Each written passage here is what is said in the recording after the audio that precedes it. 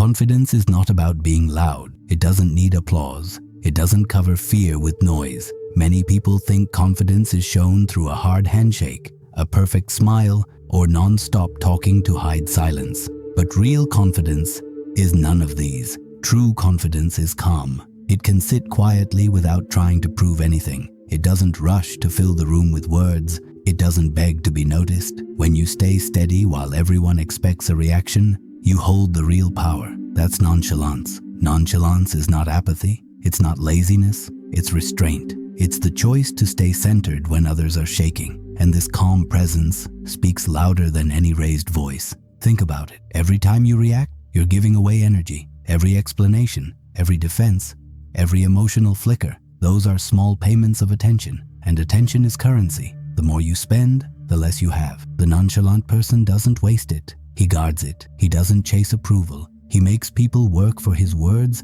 his presence, and his attention. This is not weakness. It's mastery. It shows control over yourself. It tells the world, nothing you do can pull me out of balance. And that is what frustrates rivals. It attracts allies. It unsettles enemies. They try to provoke you. They expect you to break. But when you don't, they lose their ground. Machiavelli called this the quiet mask of dominance. Power that doesn't need to shout. Nonchalance is not just a personality trait. It's a discipline. It's the habit of stepping back while others rush forward. When people are drowning in their own noise and fear, the calm one becomes the anchor. Most people are reactive by nature. If insulted, they fight back. If pressured, they panic. If tempted, they leap without thinking. They cannot sit with silence. That's why nonchalance feels so strange to them. It breaks the pattern. It denies them the game they're used to playing. Here's the truth. The loud and emotional are easy to read. They reveal themselves.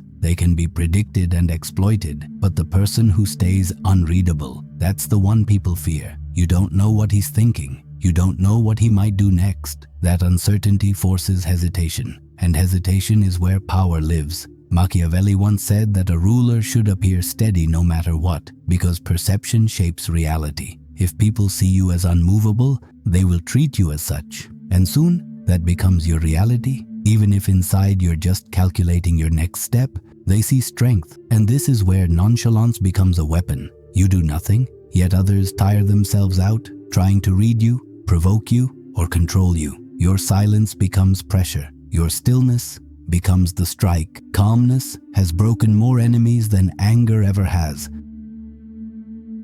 When you don't react, people start to wonder. They expect an answer, a defense, an emotion, and when they don't get it, their mind fills the silence with fear. They imagine you are smarter, stronger, or more dangerous than you may actually be. That's the effect of nonchalance. It turns stillness into a weapon. The calmest person in the room usually wins, not because they are the strongest, but because everyone else starts to play their game. They set the rhythm. Others adjust to them. In business, the person who doesn't rush into a deal often gets the best terms. In relationships, the one who can walk away without hesitation has the upper hand. In leadership, the person who stays composed in crisis becomes the anchor everyone looks to. This is not magic, it's psychology. Most people react quickly. They can't hold their tongue. They reveal what they think and feel. That makes them predictable. But when you stay calm, when you don't give away emotion, others are forced into hesitation, and hesitation gives you control. Propaganda, baiting, guilt, these tactics work only when people react. The manipulator pushes, and the victim fights back, explains, or defends. That's how power is lost. But the nonchalant person doesn't take the bait. They see it for what it is and stay still. That silence flips the game. The manipulator gets frustrated. They show their real hand. They burn out. This is why nonchalance is not weakness. It's not doing nothing. It's active control. It's the choice to wait. It's patience with a purpose. The difference between reacting and deciding. The difference between chaos and clarity. People often mistake calmness for laziness, but restraint is harder than reaction. It takes discipline to stay still when insulted. It takes control to remain silent when pressured. But that control creates weight. Your presence grows stronger because you don't give it freely. Think of it like this. When someone speaks all the time, their words lose meaning. When someone speaks rarely, every word is valued. Nonchalance works the same way. By not reacting to everything, you make your presence more powerful. When you finally move, it's felt like an earthquake. This is why silence is so effective. It forces others to reveal themselves. They overshare. They underestimate you. They take risks because they think you don't care. But you're watching. You're waiting. And when you finally act, it's precise. Nonchalance is psychological warfare. It doesn't scream. It doesn't chase. It makes others collapse under the weight of their own noise. History shows the calmest leaders often outlast the strongest warriors. Nonchalance is more than silence. It's presence. When you don't give away emotion, people start to project their own fears onto you. They imagine depth where there is none. They assume strategy when you are simply in control, and that uncertainty gives you power. This is why many of the most powerful people in history were calm. They didn't need to shout. They didn't need to prove anything. Their presence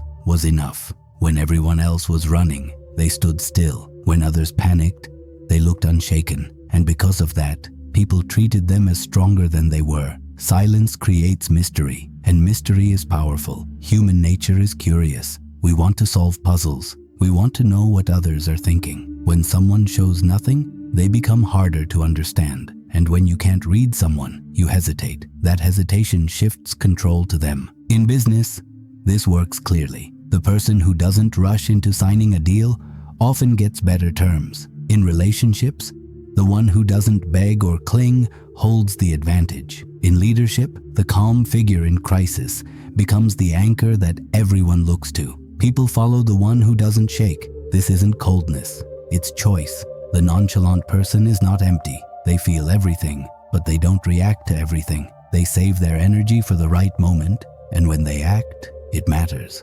Restraint is rare. Most people are addicted to reaction. They can't sit with silence. They need feedback. They need to feel in control by speaking or moving. But when you don't play along, they lose balance. Their mind races. They guess. They overthink. And in that guessing, they make mistakes. Think about an insult. If you respond quickly, the other person knows where you stand. But if you stay silent, they don't know if you're hurt, if you're laughing inside, or if you're planning something bigger. That silence unsettles them more than any comeback could. This is why nonchalance is not passive. It's active control. You are not ignoring the world. You are choosing what deserves your attention. You are not running away from pressure. You are using it to your advantage. The calm person doesn't let urgency dictate their actions. They set their own rhythm. They don't chase. They don't explain. They wait, they watch, and they strike only when it counts. That patience creates gravity, and gravity pulls people in. They notice your presence because it's not always there.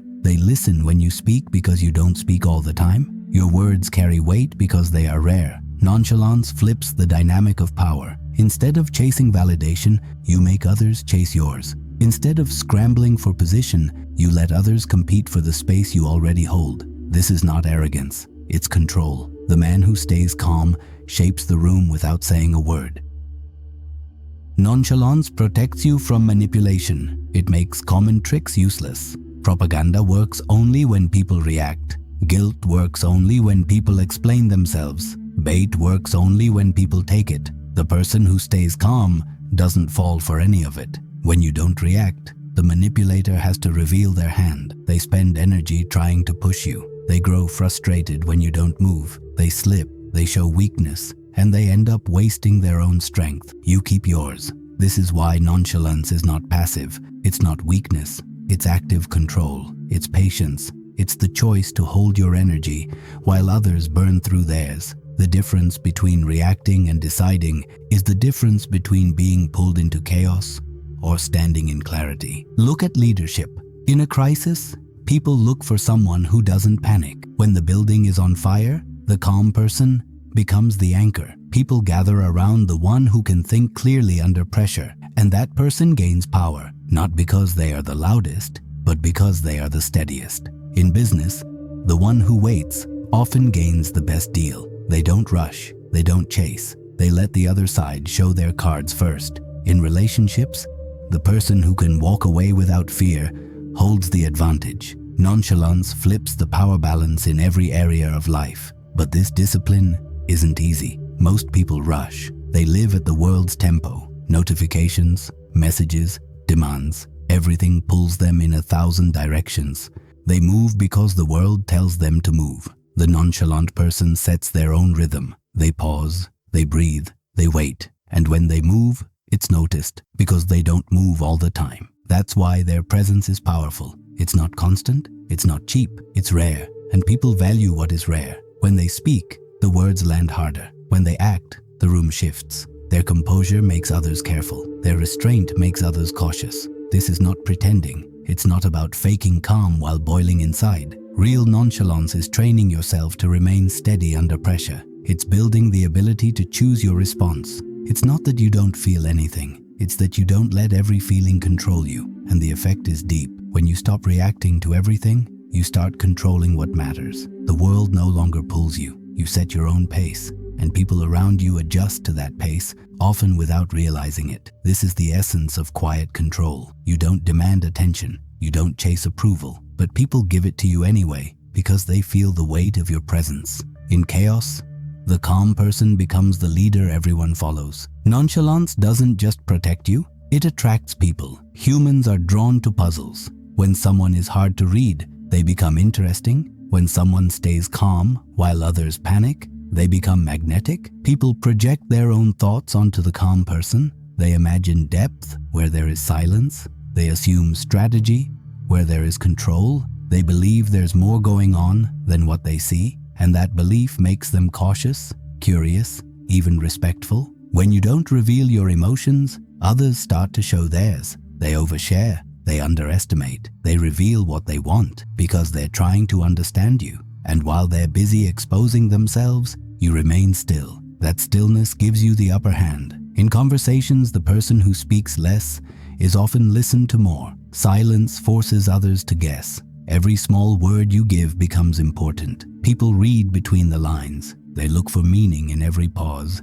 and that makes your presence stronger. Nonchalance doesn't just protect you, it attracts people. Humans are drawn to puzzles. When someone is hard to read, they become interesting. When someone stays calm while others panic, they become magnetic. People project their own thoughts onto the calm person. They imagine depth where there is silence. They assume strategy where there is control. They believe there's more going on than what they see, and that belief makes them cautious, curious, even respectful. When you don't reveal your emotions, others start to show theirs. They overshare. They underestimate. They reveal what they want because they're trying to understand you. And while they're busy exposing themselves, you remain still. That stillness gives you the upper hand. In conversations, the person who speaks less is often listened to more. Silence forces others to guess. Every small word you give becomes important. People read between the lines. They look for meaning in every pause,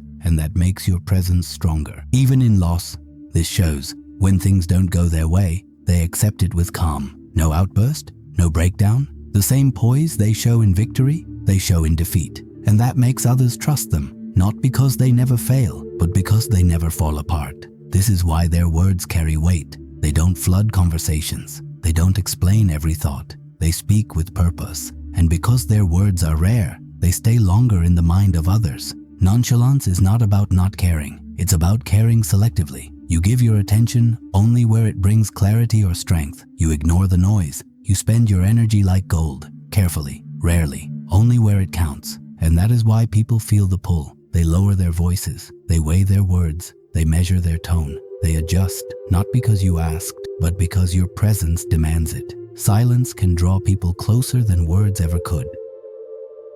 Nonchalance can also be a trap. If you confuse it with laziness, you lose power. Stillness is not the same as doing nothing. If you hesitate when action is needed, people stop trusting you. A general who won't give orders in battle loses his army. Restraint is strength only when used with purpose. Another danger is indifference. If you wear the mask too long, people may feel ignored. They may think you don't care at all. In relationships, that can destroy trust. People need to feel seen. If you never show emotion, they start to question your loyalty. A strong leader can be cold in war, but warm at the campfire. You need balance. There is also the risk of believing your own mask. If you act calm for too long, you may forget it's an act of choice. You may start to believe that silence is always power. But sometimes power comes from speaking, from showing emotion, from letting people see you bleed. If you never take off the mask, you risk becoming hollow. Machiavelli would remind us,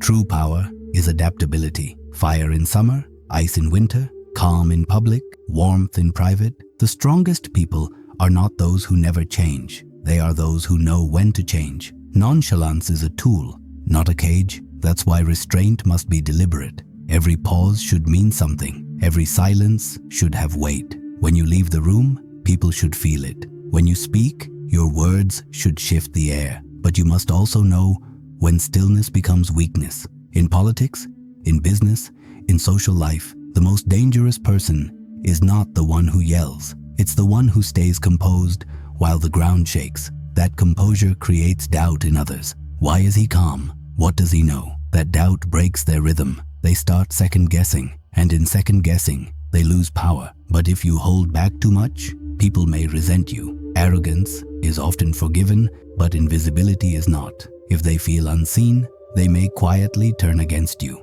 Enemies build in silence when they think you look through them instead of at them. And when they strike, it won't be from ambition. It will be from the need to break your mask. So, nonchalance is not about living above the world. It's about choosing when to engage with it. You don't react to everything, but you don't avoid everything either. You control your rhythm without losing your humanity. The goal is not to look untouchable. The goal is to be steady, to show people that no matter what happens, you won't fall apart. That's real confidence. That's real control. The mask of calm can protect you, but it can also become your prison.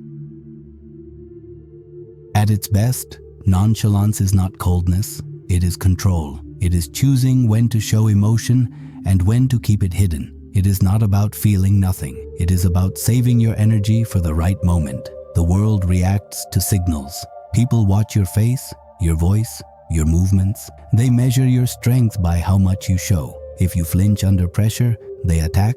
If you look eager, they push harder. If you look desperate, they take advantage. But if you stay calm, they hesitate. That hesitation is power. The calm person makes others adjust. They slow down. They speak softer. They weigh their choices. They become careful because you are careful. Your rhythm sets the tone. This is why the strongest leaders in history did not always have the most weapons. They had presence. They could walk into a room and change the mood without a word. Their stillness created pressure. Others revealed themselves while trying to provoke a reaction. And that's the real edge of nonchalance. You don't need to force control. You create it by refusing to be dragged into chaos. Your restraint is the trap. Others show their strategy while you stay silent. They burn energy while you save yours. They break themselves on their own noise. But restraint must stay balanced. Too much stillness becomes paralysis. If you never move, people stop respecting you. If you never speak, people stop listening. The power of nonchalance lies in timing. You stay calm until the moment matters, and then you act with precision. This is why rare movement is powerful, because when you finally act, people feel it. When you finally speak, people remember. The contrast between silence and action makes your presence heavy. It makes others second-guess themselves. Nonchalance is not apathy. It is not pretending you don't care. It is choosing what is worth caring about. You save your focus for the things that bring clarity, strength, or growth. You ignore what wastes time and energy. That is why restraint feels magnetic. In a world of constant reaction, someone who holds back feels rare. And rarity is valuable. People chase what they can't fully have. They lean toward what they can't fully read. They respect what they can't easily reach. That is why the nonchalant person becomes the center of the room without asking for it. But never forget, the mask is not the person. If you wear it too long, you risk losing yourself in it. True power is not in pretending. It is in deciding. It is in choosing when to show calm, when to show warmth, and when to strike. Stillness is not peace. It is a weapon waiting. It is the edge of a hidden blade, and those who master it never need to raise their voice again. Calmness is not the absence of power. It is the sharpest form of it. That's the lesson. Real power is calm control. If this video helped you, don't stop here. There are more videos on this channel you can watch right now. Share this one, subscribe, and keep learning with us. And here's something you don't want to miss. They will fear you if you learn this. Machiavelli's 18 Dangerous Rules. Watch that next. It connects perfectly with what you just learned. Stay calm, stay sharp, The more you know, the harder you are to move.